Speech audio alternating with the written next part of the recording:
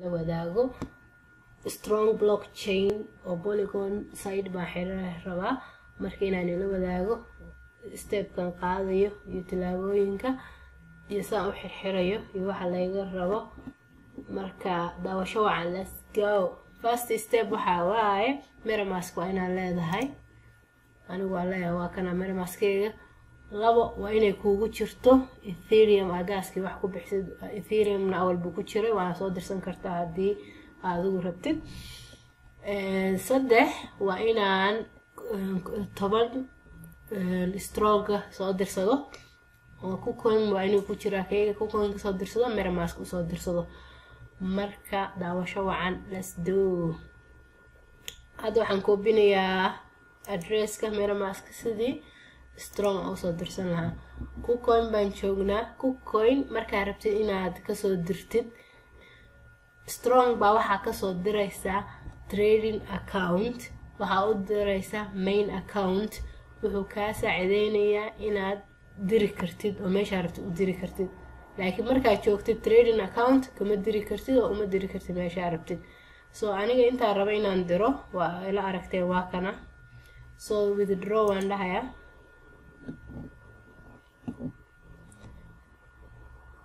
tobankii baan withdrawgayaa addresski aan soo koobiyay meeshaan waa network waa inaad dooratid anu Ethereum baan rabaa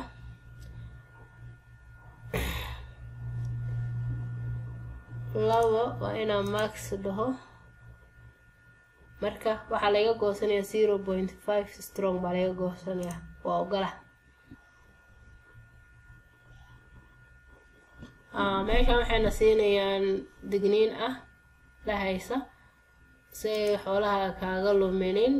waa inay noqoto addresskaaga Ethereum waa inuu noqdo marka meeshaan ku dhufanayna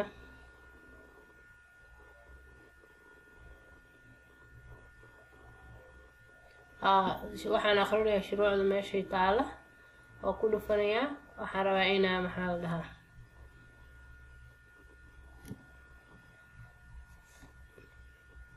baan dhahayaa passwordkii baa laga rabaa inaan geliyo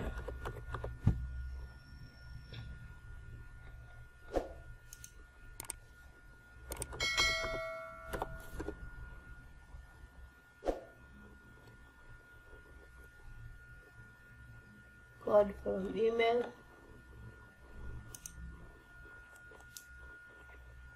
emailka code la igu soo diraya marka waa inaan maxaa la dhahaa emailka ka soo qaado inta geliyo ina adiga tahay la hubsanaya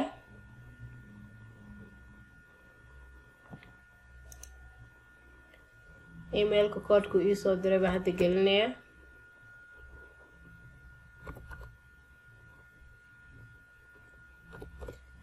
two verification laga rabaa authenticator kii caadiga ah oo kasoo koobinaya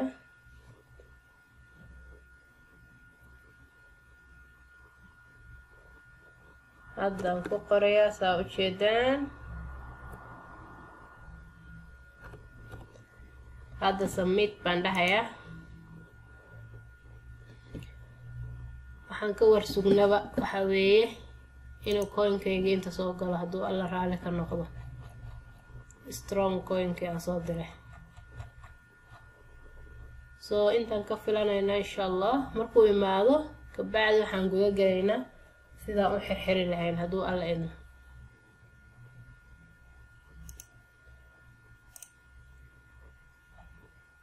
wuu imaaday tobankiiba waa ilaahay mahadis marka hadda waxaan u soconnaa sida u xirxiri lahayn strong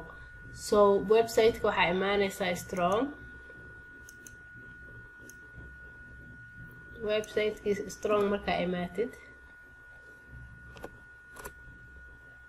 strongblockchain.com baa imaanaysaa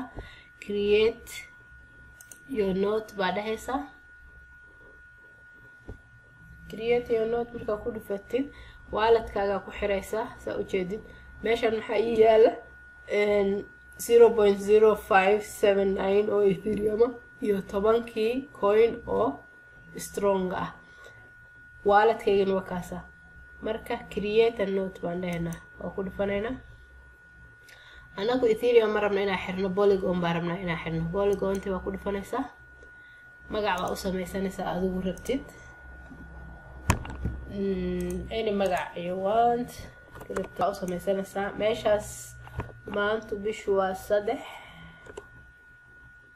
بشي لا صدحات بشوا لبا بشي صدحات 2022 تيجا حرتي waxaasoo dhan waa information ay ku siinayaan bishii kiro ama waxaa bixinaysaa maxaa la dhahaa maintenance 14.95 so waxaan dhan ruleskan dhan markaa akhrisid oo aqbashid waxaa dhahaysaa yes so now meeshana approve strong baan dhahaynaa siduu noogu abuurmo abta approved strong so that oo ogolaano gaas buu goosanayaa marka hore waa inaad gaaskan soo dirnay oo noogu jiray meesha baan ku bixinaynaa saa aragtaan hadda permission baan siinaynaa intaas aan laga goosanayaa okay waan dhahaynaa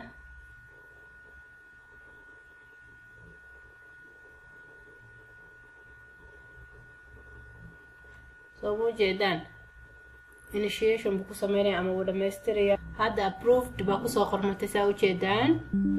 wuu noo approve gareeyay saa ujeedaan alxamdulilah messagekii ka imaadaa hadda gaas kale la qaadanaya create a note kale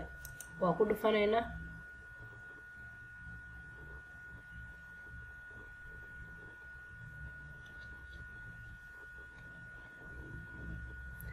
mar kale uu gaas naga goosanayaa the estimated gas waa intaas okay waan dhahayaa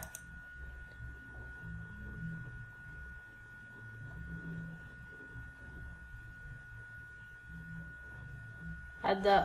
waxaana noo soo baxay waa safety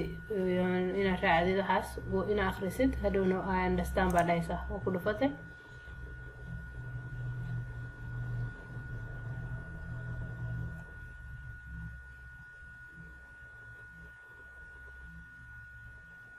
hadeerna waxaan sugnaa waxaa weeye inuu initiation sameeyo dhamaystiro siduu notekeeni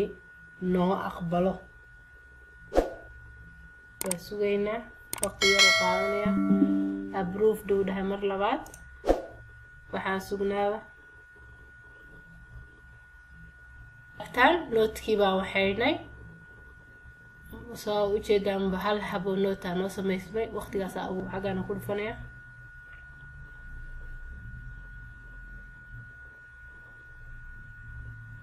hadda uu socdaa soo u bixiyo intaas laga qaadanaya confirm baan dhahayaa waa wada baxsho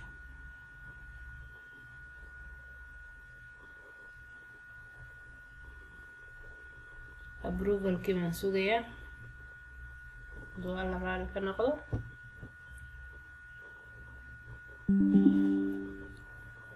transaction-kii confirmed uu noqday payment fees waa la sameeyay due in 60 days 60 bari ka bacdi buu iga dhacayaa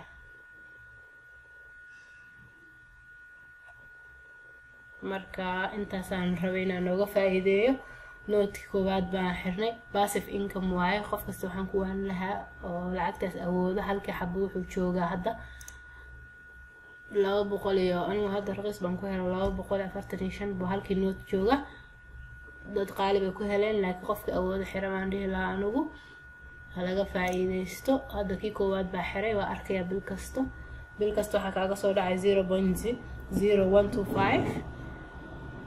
saddex bilood iyo half baana waxa ku helaysaa lacagtaada ku soo celin kartaa nasiib wacan soo dhawaada I hope inaad ka faa'iidaystay haddaan ku faa'iiday like share comment waxaan